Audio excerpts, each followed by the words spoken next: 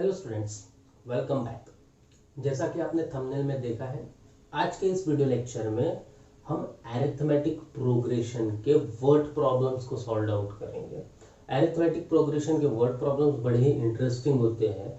जैसा ये क्वेश्चन दिया हुआ है, on 1st January 2016 Sanika decided to save ₹10 on first day, ₹11 on second day, ₹12 on third day, and if she decided to save like this, अगर वो इसी तरीके से उसने डिसाइड कर लिया कि मुझे इसी तरीके से सेविंग करना है टिल कब तक 31st December 2016, तो what would be her total saving, उसकी टोटल सेविंग कितना होगा।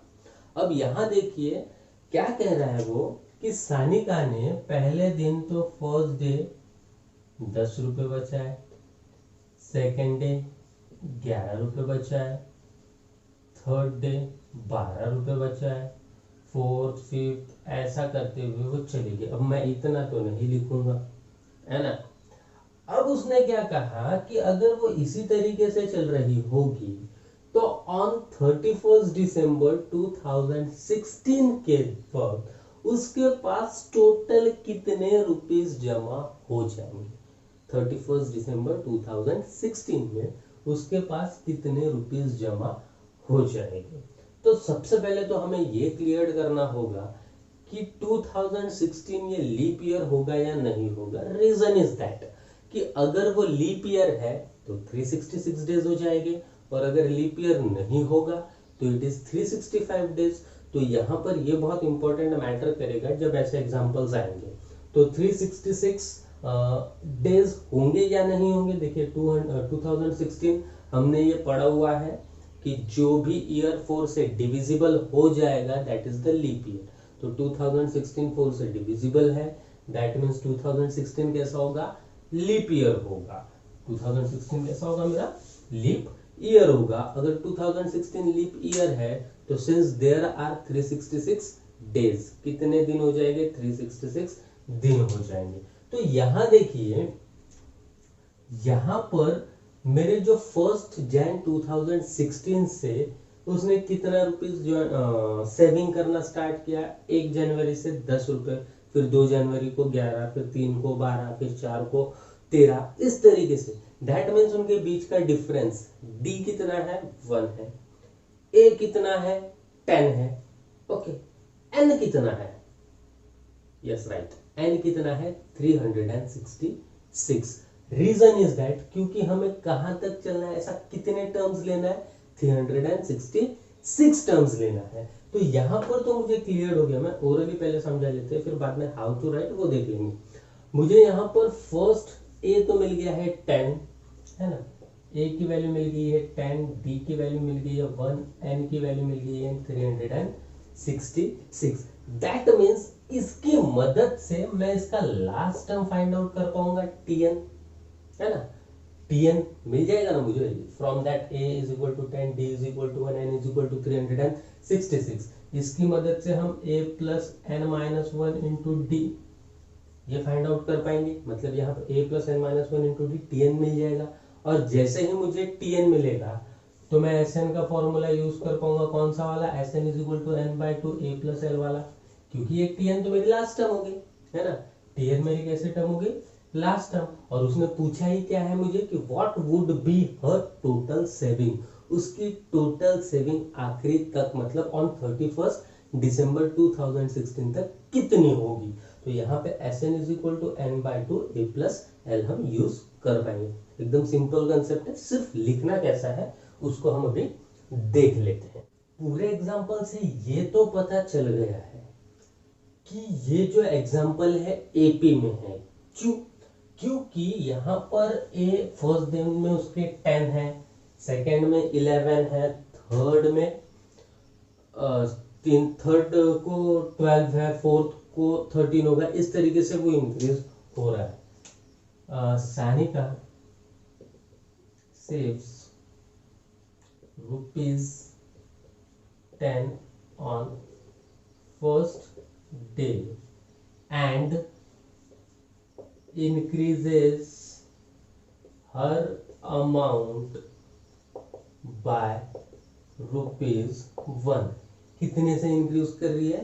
₹1 से। On 1 January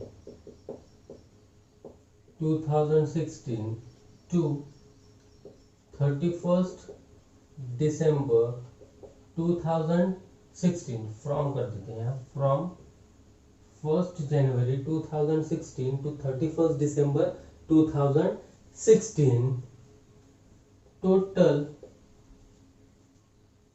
number of days is 366 since 2016 is a leap year.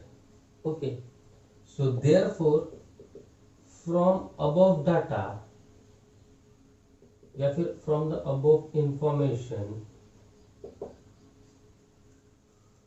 saving of Sanika is in AP.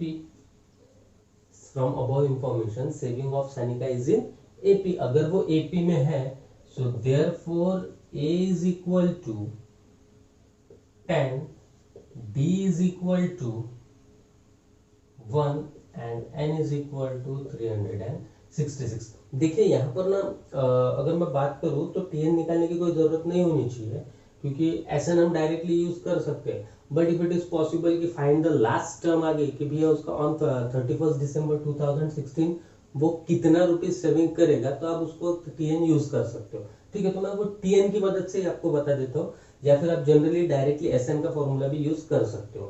तो यहाँ पर हम निकालेंगे, so therefore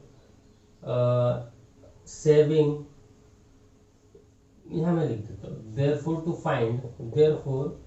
to find saving on 31st December 2016, to find the saving on 31st December 2016, तो हम क्या find out करेंगे? TN is equal to A plus N minus 1 into D। Okay, तो TN निकालना है, मतलब मुझे 3666, A की वैल्यू 10 प्लस 365 इंटू 1 है ना, N की value 366 minus 1, 365 into 1, so that is equal to 375। तो वो 31 दिसंबर 2016 को कितने रुपीस जमा करेगी? 375। So therefore SN is equal to N/2 A plus L, N/2 A plus L, formula पढ़ा है हमने। So that is sum of 366 days, that is 366 upon 2, A की वैल्यू 10, L की हमने लास्ट टाइम निकाला है 375, so that is 18/3 है ना, 2 1 2 2 8 2 3 multiplied by 385। तो इसका हम मल्टीप्लीकेशन कर लेते हैं, 70455 आता है, 70455। तो इतने रुपीज उसकी सेविंग हो जाएगी एक साल के अंदर, अगर वो एक तारीख से 10, फिर 11, फिर 12, फिर 13, कुछ इस तरीके से वो इंक्रीज करते जाएगी। तो एपी के प्रॉब्लम्स बहुत ही इजी है। तो ये था हमारा एक एग्जांपल। चलो देखते हैं नेक्स्ट एग्जांपल को। तो सेकंड एग्जांपल बड़ा ही इंटरेस्टिंग है। जैसा मैं हमेशा कहता हूँ आपको कि वर्ड प्रॉब्लम समझने के लिए सबसे पहले क्वेश्चन समझना होगा कि एक्चुअली क्वेश्चन में पूछा क्या गया है, मुझे निकालना क्या है। जब तक हमें क्वेश्चन नहीं समझता तब तक हम उसका आंसर फाइंड आउट नहीं कर पाते हैं। तो सबसे पहले क्वेश्चन को समझते हैं कि उसमें दिया क्या है, मुझे निकालना क्या है, और वो किस चीज में टर्न आउट हो रहा है। रीजन इज दैट क्योंकि एग्जाम में हमें नहीं बताया होता है कि ये एपी का होगा, लीनियर का होगा या क्वाड्रेटिक का होगा। सबसे पहले तो वर्ड प्रॉब्लम्स को आइडेंटिफाइड कर लेंगे कि ये किस टर्म का होगा। आफ्टर दैट अगर वो एपी का है तो उसे किस तरीके से सॉल्व आउट करेंगे।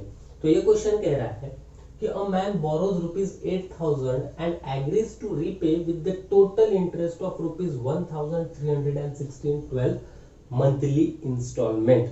किसी बंदे ने 8,000 रुपए किसी से बोरो किए यानी उधार ले लिए अगर उसने उधार ले लिया तो उसने एक एग्रीमेंट कर लिया कि भैया मैं तुझे 8,000 के साथ में 1,360 रुपीज भी पे करूंगा, पर 12 महीने में पे करूंगा, और वो 12 महीने में पे किस तरीके से करूंगा, तो वो 12 इंस्टॉलमेंट्स में पेड आउट करूंगा। ठीक है। अब बट कह रहा है कि each instalment being less than the preceding one by ₹40, मतलब पहली इंस्टॉलमेंट, हर इंस्टॉलमेंट, पहली इंस्टॉलमेंट सपोजली उसने 1,000 रुपीज दे दी, तो दूसरी इंस्टॉलमेंट 960 होगी। क्यों? तो उसने क्या कहा है, each instalment being less than, हर इंस्टॉलमेंट उसकी कम होते हुए जाएगी। कितने रुपीज से कम हो रही है?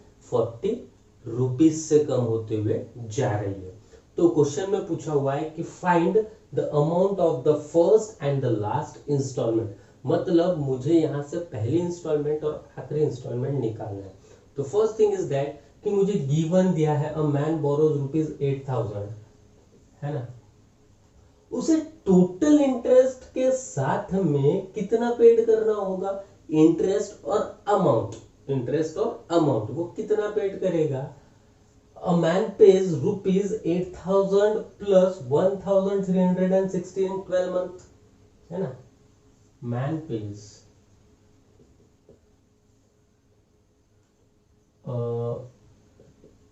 total money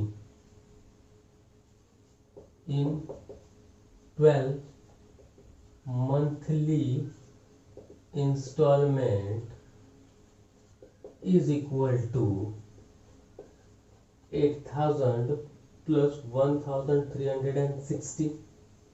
okay, that means कितना पे किया उसने? 9,360। कितने महीने में? 12 मंथ में, 12 मंथ में। ठीक है। So each instalment less than preceding one by ₹40, each installment being less than the preceding यानी पहले, ठीक है, preceder and successor, preceding one by ₹40। तो हम अज्यूम कर लेते हैं let the amount of first installment be A, let amount of first installment be A, तो सेकेंड इंस्टॉलमेंट क्या हो जाएगी बेटा? A minus D. Second instalment क्या हो जाएगी? A माइनस डी, मतलब वो कम होते हुए जा रही है, तो उनका डिफरेंस कैसा है? माइनस में आएगा, -40। So therefore here the difference between two installment is 40, therefore D is equal to -40. Okay, and Sn is equal to S12 9,360। क्यों? तो ये उसने सम पेड किया, मैंने प्रीवियसली बताया कि सम जहां पर आ गया मतलब Sn, है ना। S12 कितना हो गया? 9,360। अब मुझे फाइंड आउट करना है फर्स्ट इंस्टॉलमेंट यानी A। So therefore from above information, क्या इंफॉर्मेशन मिली है कि D है मेरा -40, S12 है मेरा 9,360 और N है मेरा 12, क्योंकि 12 महीने की बात थी। सो देयरफॉर, और A मुझे फाइंड आउट करना है ना। So therefore Sn is equal to n/2 2A plus n-1 into D।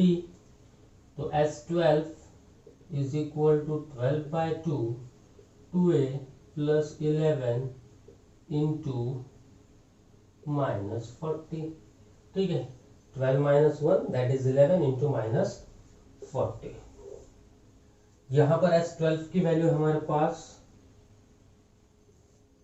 9360 is equal to 12 by 2, that is 6, 2a plus 11 4s are 44, so that is minus 440, है ना, 2a minus 440, so that is 9360 upon 6 is equal to 2a minus 440. Cancel करते हैं, 6 1 जा 6, 6 2 जा 6 2 जा, cancel होगा क्या ये, 6 1 जा 6 3, ओके सॉरी, चलिए हम करके देख लेते हैं, 9360, 6 1 जा 6, 3 बच गया, 6 5 जा 30, 6 6 6 जा 1560, ठीक है, यहाँ बच गया 1560 is equal to 2a minus 440, so minus है यहाँ आपके गया हो गया ये plus, so it is 0 0 0 2, okay, is equal to 2a, so therefore a is equal to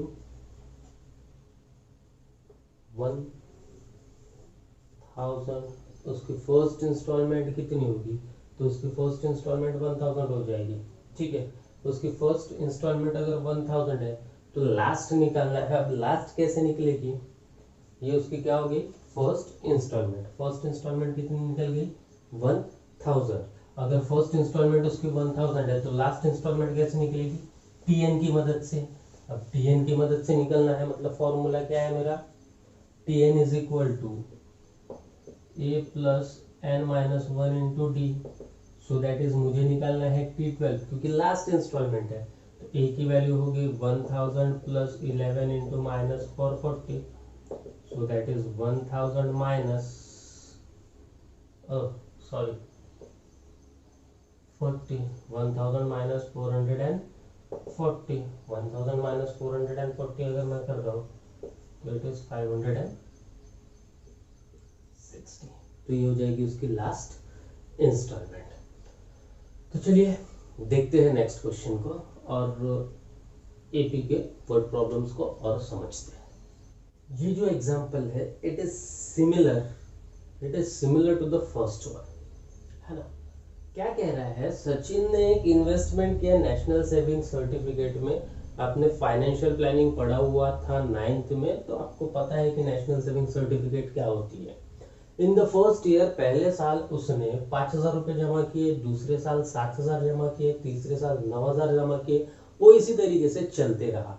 तो उसने पूछा है कि वो 12 साल में कितना अमाउंट इन्वेस्ट करेगा, है ना, 12 ईयर्स में कितना इन्वेस्ट करेगा. सो यहाँ पर हमने जैसा फर्स्ट इसमें किया था कि Sachin invested on first year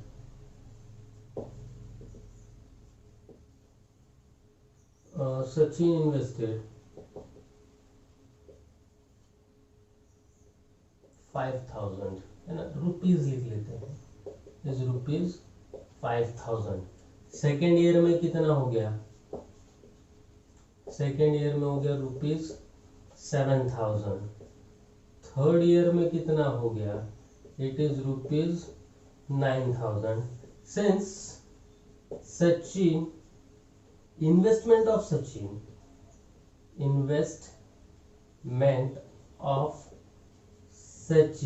is in AP with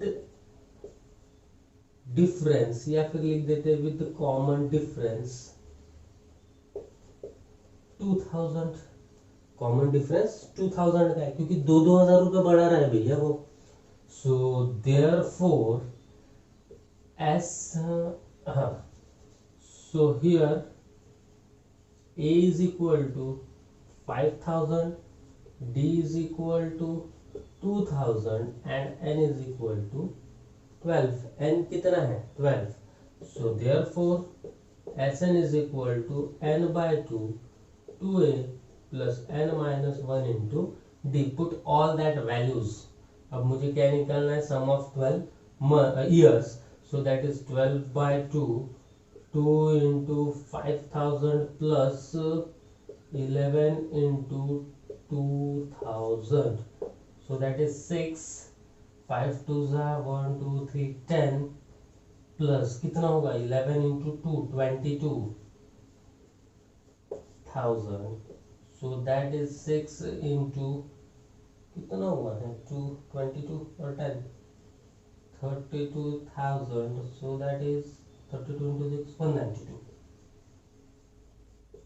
There is an auditorium with the 27 rows of seats. There are 20 seats in the first row, 22 seats in the second row, 24 seats in the third row and so on. Actually देखिए मेरी first row में कितने seat है, ऐसे 20 seats होंगे, कितने seats है 20 seat. फिर सेकेंड रो बन गई। अब ऑडिटोरियम ना एग्जांपल थिएटर हॉल पकड़ लेते हैं, ऑडिटोरियम हॉल ही होता है, तो एक थिएटर हॉल पहले कैसा होता है थोड़ी ज्यादा कम, फिर ज्यादा, फिर ज्यादा, फिर ज्यादा और बढ़ते हुए जाती है ना, इस तरीके से। तो ये भी इंक्रीजिंग ऑर्डर में है। सेकेंड रो में क्या हो गया है, यहाँ पर आ गया 22, फिर थर्ड रो जब आ गई तो यहाँ पे आ गए 24 और इस तरीके से कितने रोज है 27 रोज है। कितने रोज है ऐसे टोटल 27 रोज। तो उसने पहला तो क्वेश्चन ये पूछा है कि इसके 15th रो में कितनी सीट होगी, है ना। यहाँ पर हमें 15th रो में उसकी कितनी सीट होगी, और 15th रो निकालने के बाद उसने पूछा है कि ओवरऑल टोटल उस ऑडिटोरियम में सीट्स कितनी होगी। तो देखिए यहाँ पर तो हमें बाय नेकेड आया, खुली आंखों से ही समझ में आ रहा है कि ये एपी है, एपी की फर्स्ट टर्म ए यानी 20 है, D2 है और उसकी मदद से n कितना है 27 है, ठीक है। तो ये तो हमें क्लियर आउट हो रहा है कि हमें Sn is equal to n by 2 2a plus n minus 1 into D use करना है। अब आपका प्रॉब्लम क्या होता है बेटा कि हम लिखे कैसा। तो मैं हमेशा कहता हूँ वर्ड प्रॉब्लम्स में आपको जो समझ रहा है वो लिख दो, जो तुम्हें समझ रहा है वो लिख दो। इट इज नॉट कंपलसरी कि भैया मेरी जो बुक की लैंग्वेज है वो एज इट इज मैंने कॉपी करनी है।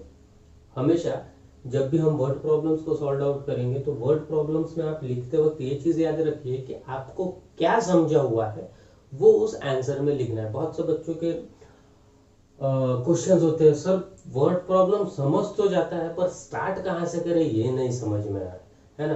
तो यहाँ पर तुम्हें स्टार्ट कहाँ से करना है ये समझने के लिए पहले भैया अजम्पशन कर लो। अगर कुछ वर्ड प्रॉब्लम्स में होता है पर यहाँ पर हमें अजम्पशंस वगैरह कुछ ऐसा करना है नहीं, यहाँ पर भी कर सकते हैं। लेट द फर्स्ट, तो फर्स्ट रो भी ए, तो हमें पता है कि हम अरिथमेटिक प्रोग्रेशन में एपी में फर्स्ट ए ही लेते हैं। तो यहाँ पर there is an auditorium with 27 rows of seats, तो total rows in auditorium is 27, therefore n is equal to 27। इतना तो लिख सकते हैं, है ना। Number of seats in first row is equal to 20, in second row is equal to 22, in third row is equal to 24 and so on. So therefore it is an AP where first term is equal to 20, first term that is A is equal to 20 and common difference that is D is equal to 2। हो गया, इतना ही चाहिए मुझे, है ना। So now to find, क्या find out करना था, number of seats in 15th, to find number of seats in 15th row. अब उसने क्या पूछा, number of seats in 15th row. So therefore A is equal to 20, D is equal to 2, N is equal to 15, क्योंकि अभी हमने 15th रो की बात की हुई है। हमने यहाँ पर कहा टोटल रोज इन ऑडिटोरियम, यहाँ पे हमने 15th रो की बात की है। तो यहाँ पे क्या आ जाएगा, Tn is equal to A plus N minus 1 into D. तो मुझे क्या निकालना है, T15, ए की वैल्यू भैया 20, और ये हो जाएगा 14 into 2, so that is 20 plus 28, so that is 48। तो ये कितनी सीट होगी 15th रो में, हमने उसने हमसे यही पूछा था। तो कितनी सीट्स होंगी, there are 48 seats in the 15th row. अगर एक एक ऐसा बढ़ते हुए जा रहा है फिर कितनी सीट्स आएगी 15th रो में, 48 सीट्स। अब उसने क्या पूछा है, now to find the total number of seats in auditorium, to find total number of seats in auditorium। अगर ऑडिटोरियम में कितने numbers of seat find out करने हैं, तो here a is equal to again 20, d is equal to 2 पर n हो जाएगा 27, क्योंकि टोटल नंबर ऑफ रोज कितने हैं 27 है। अब क्या करेंगे, अब हम यहाँ पर यूज कर लेंगे S N is equal to N by 2, 2a plus N minus 1 into D. यहाँ पर हमने ये फॉर्मूला इसलिए यूज किया क्योंकि हमने लास्ट टर्म नहीं निकाली है, ठीक है। लास्ट टर्म अगर होती तो S N is equal to N by 2 A plus L होता। तो यहाँ पर हमें निकालना है S 27 is equal to 27 by 2, it is 2 into 20 plus 26 into 2, so that is 27 by 2, 40 plus 52, that is 27 by 2 into 92, that is 27 into 46, multiplied with I think 1242, कितना होगा इसका 1242। तो ये होगा total number of seats in the auditorium. एकदम easy है, लिखना सीख लो, आपको समझ जाता है, बट क्वेश्चन वही आता है कि हाउ टू राइट इट। तो लिखना, जो चीजें तुम्हें दिख रही है, जो चीजें तुम्हें समझिए, राइट इट डाउन, सिंपल तरीका होगा। यहाँ कंफ्यूज मत होइए। तो सर स्टार्ट कहाँ से करें, स्टार्ट हम अपने मर्जी से करेंगे, जो हमें समझा है हम वो पहले लिख लेंगे, ठीक है। तो चलिए देखते हैं इसका नेक्स्ट क्वेश्चन। क्वेश्चन नंबर 5 कह रहा है Kargil temperature was recorded in a week from Monday to Saturday. Week कहां से स्टार्ट हो रहा है, मंडे से, ठीक है। It is Monday, Tuesday, Wednesday, Thursday, Friday and Saturday. Kargil का टेम्परेचर नोट किया गया हुआ है मंडे से लेकर सैटरडे तक। All readings were in AP, that means it is clear that कि सभी रीडिंग्स एपी में है, मतलब हर दिन का टेम्परेचर में एक तो इंक्रीज सेम हो रहा होगा या डिक्रीज सेम हो रहा होगा, ठीक है। The sum of the temperatures of Monday and Saturday was, it is given a condition 5 degree more than the sum of temperature and Tuesday and Saturday. That means Monday और Saturday का जो सम होगा, Monday और Saturday इनका जो सम होगा वो 5 degree Celsius ज्यादा है, किसके सम से, ट्यूसडे एंड सैटरडे के उससे, ट्यूसडे और सैटरडे के से। If the temperature of Wednesday was minus 30 degree Celsius, it is given that, ये बहुत इंपॉर्टेंट है कि यहाँ क्या दिया हुआ है, वेडनेसडे का टेम्परेचर माइनस 30 डिग्री सेल्सियस। अब देखो ये एपी में होने की वजह से ऑब्वियस वी नो दैट कि ये अगर माइनस 30 होगा तो ये इससे 5 कम होगा, सॉरी ये इससे कुछ कम होगा, ये इससे कुछ कम होगा, ये बड़ा होगा, ये बड़ा होगा, ये बड़ा होगा। Reason is that all are in AP. कैसे है, एपी में है, मतलब अगर सपोजली मैं सोच लूं कि 2 डिग्री सेल्सियस से टेम्परेचर का डिफरेंस होगा, तो ये क्या हो जाएगा माइनस 32, है ना। इस तरीके से आगे बढ़ते हुए हो जाएगा। देखो ये इसमें प्लस हो जाएगा तो ये माइनस 28 हो जाएगा, माइनस 26 हो जाएगा, माइनस 24 हो जाएगा, माइनस 32 हो जाएगा, ये इस तरीके से होगा। अगर if it is 2 degree Celsius, 2 degree Celsius का इसमें डिफरेंस होगा। तो अब देखिए यहां पे इसने कंडीशंस दिया हुआ है, तो इसीलिए अगर मैंने इसे ए अज्यूम कर लिया तो आगे वाला टेम्परेचर प्लस डी हो जाएगा, ये क्या हो जाएगा ए प्लस 2d, और ये क्या हो जाएगा ए प्लस 3d, बराबर है ना।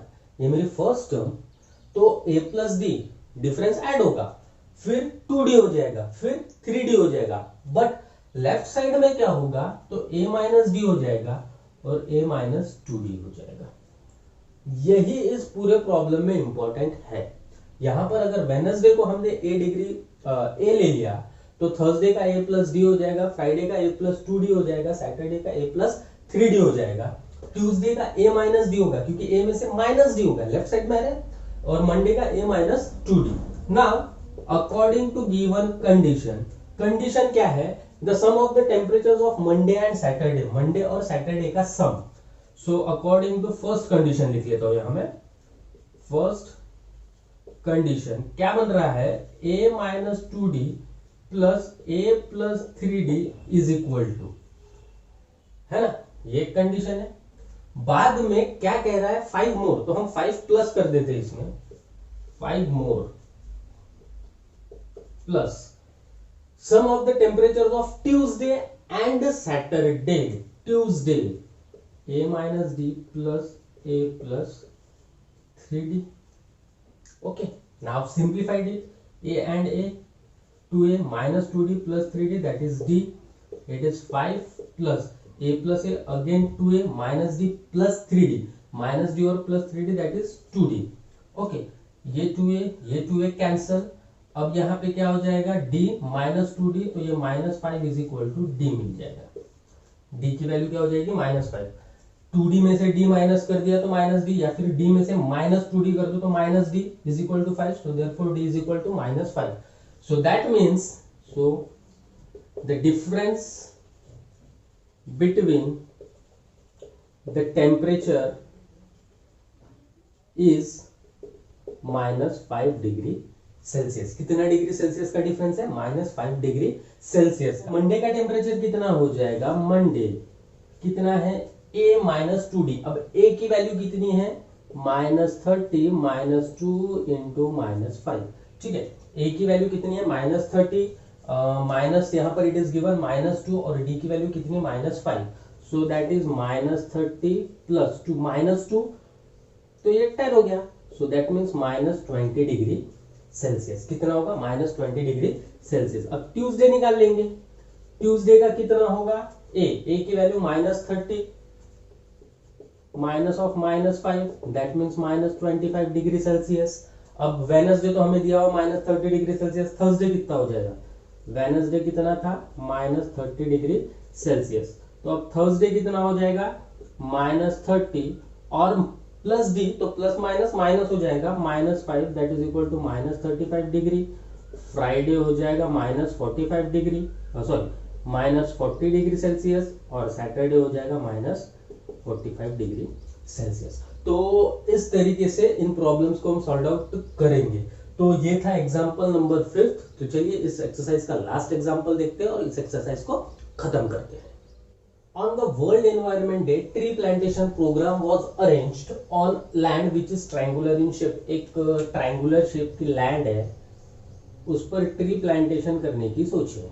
ठीक है, trees are planted such that in the first row there is 1 tree, second row में 2 trees, third row में 3 trees, और इस तरीके से चलता हुआ गया। कहां तक चलता हुआ गया, till the 25th row।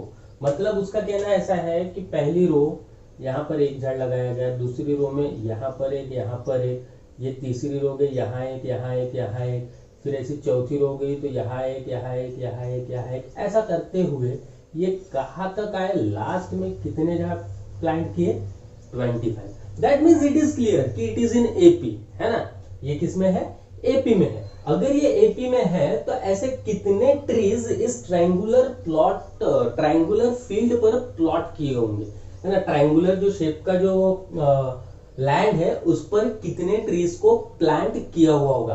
Question ना थोड़ा सा कंफ्यूजिंग है, यहाँ पर पूछा है find the total number of trees in the 25th row. 25th row में कितने, तो क्वेश्चन थोड़ा सा कुछ चेंज होना चाहिए था, find the total number of trees planted in the triangular land, ऐसा कुछ होना था। जहां पर उसने बताया कि 25th रोज है, अगर 25 रो है तो चलिए यहां पर since the plants are planted in triangular land are in AP। कैसे है, AP में है, where first term that is A is equal to 1 and common difference d is equal to 1, क्योंकि देखो 2 माइनस 1 हो जाएगा, and number of rows that is n is equal to 25। अब मुझे क्या निकालना है, total number of trees. Total number of trees in 25th row, that means Sn is equal to n by 2 2a plus n minus 1 into d. So now S25 is equal to n कितना है मेरा 25 by 2 2 into 1 plus 24 into 1. So that is 25 by 2 into 26 हो जाएगा, 2 plus 24 26, तो ये हो गया 13 250 75, तो यानी ये आ गया 325। तो कितने ट्री प्लांट की होंगे यहाँ पर 325।